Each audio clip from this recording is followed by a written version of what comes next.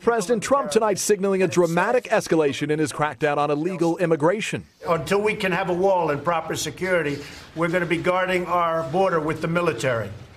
That's a big step. Later saying he'll be meeting with Defense Secretary Jim Mattis. I think that it's something we have to do. The Pentagon now readying options. So could we see U.S. troops patrolling the border? It wouldn't be unprecedented.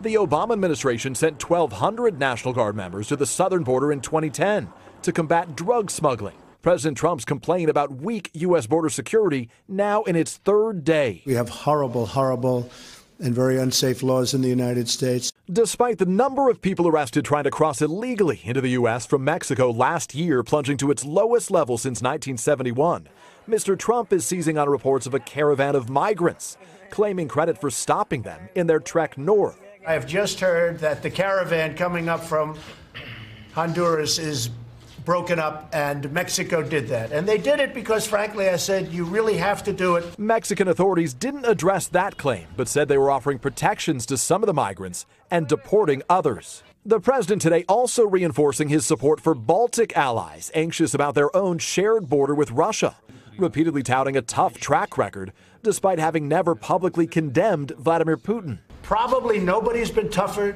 to Russia than Donald Trump. But getting along with Russia would be a good thing, not a bad thing. And just about everybody agrees to that, except very stupid people. Before concluding the news conference with journalists from 4 countries, this glaring moment. You could pick a reporter, a Baltic reporter, ideally. Real news, not fake news.